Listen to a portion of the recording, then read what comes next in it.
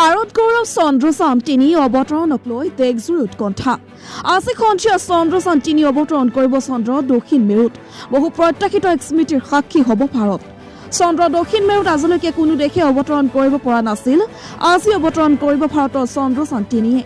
শিক্ষা বিভাগৰ নিৰ্দেশনা অনুসৰি ভাৰতৰ স্মৃতিৰ সাক্ষী হ'বলৈ সাজু চৰকাৰী বেচৰকাৰী শিক্ষা অনুষ্ঠান।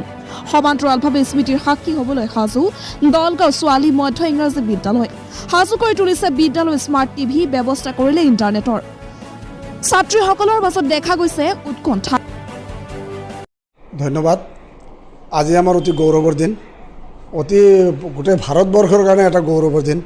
আজি আমি বহুত গৌৰৱ অনুভৱ কৰিছোঁ যে আমাৰ মহান বৈজ্ঞানিকসকলে ইমান দিনে কষ্ট কৰি ওলোৱা চন্দ্ৰযান ৩ক চন্দ্ৰৰ দক্ষিণ মেৰুত অৱতৰণ কৰিবলৈ গৈ আছে।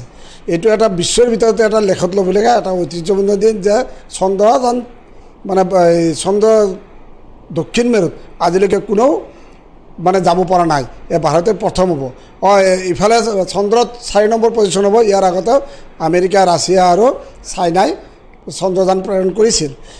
উল্লেখ্য যে কালি আমাৰ তাতে এটা নিৰ্দেশনা আহি গৈছে যে আমাৰ বিদ্যালয়ৰ ছাত্ৰীসকলে লগত লৈ সন্ধিয়া সময়ত আমি লাইভ টেলিকাষ্টটো চাব লাগে।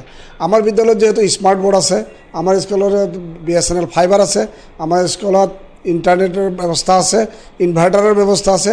গতিকে আমি লাইভ টেলিকাষ্ট চাবৰ কাৰণে সম্পূৰ্ণ সাজু হৈ উঠিছোঁ।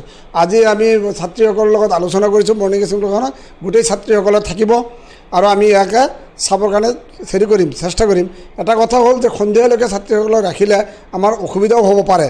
আমি দুপৰীয়া মধ্যাহ্ন ভোজনৰ ব্যৱস্থা আছে। আজি বুধবাৰ যিহেতু কণীৰ ব্যৱস্থাও আছে। আৰু সন্ধিয়া সময়ত আমি ছাত্ৰীসকলৰ কাৰণে কি ব্যৱস্থা কৰিব পাৰোঁ তাৰ কাৰণে আমাৰ বিদ্যালয় পৰিচালনা সমিতিৰ সভাপতি মহোদয়ক মাতি আনিছোঁ। তেখেতৰ লগত আলোচনা কৰি আমি সন্ধিয়া সময়ত ব্যৱস্থা এটা কৰিম বুলি চেষ্টা এটা কৰিছোঁ। হয়, 2019 চনত চন্দ্ৰযান 2 প্ৰেৰণ কৰিছিলে, কিন্তু চন্দ্ৰযান 2 ফেইল হৈছিলে। সেই সময়ত কিন্তু এনেকুৱা ধৰণৰ কোনো আমাৰ নিৰ্দেশনা অহা নাছিলে। আমি টিভি আদিতে চাইছিলোঁ। আৰু এইবাৰ চন্দ্ৰযান 3 অলপ শক্তিশালী ৰূপত প্ৰেৰণ কৰিছে আৰু চন্দ্ৰযান যাই কেনে ইতিমধ্যে মূল স্থান প্ৰায় পায়ে গৈছে। আৰু অতি গৌৰৱৰ কথা যে ইয়াতে আগৰ যিবোৰ ভুল ক্ৰুটিবোৰ আছিল সকলোবোৰ ধৰণে কৰি কেনে প্ৰেৰণ কৰিছে। আৰু ইতিমধ্যে তাৰ পৰা কিছুমান ফটো প্ৰেৰণ কৰা আমি দেখিবলৈ পাইছোঁ। অসম চৰকাৰ, ভাৰত চৰকাৰ সকলো প্ৰশংসাৰ পাত্ৰ। আৰু আমাক এনেদৰে চাব দিয়াৰ কাৰণে আমি অসম চৰকাৰক অশেষ ধন্যবাদ জ্ঞাপন কৰিছোঁ। ভাৰত চৰকাৰৰ প্ৰচেষ্টাতে মহান বৈজ্ঞানিকসকলে যিহেতু এই কামটো কৰিবলৈ গৈ আছে, আমি ভাৰত চৰকাৰকো ধন্যবাদ জ্ঞাপন কৰিছোঁ। আজি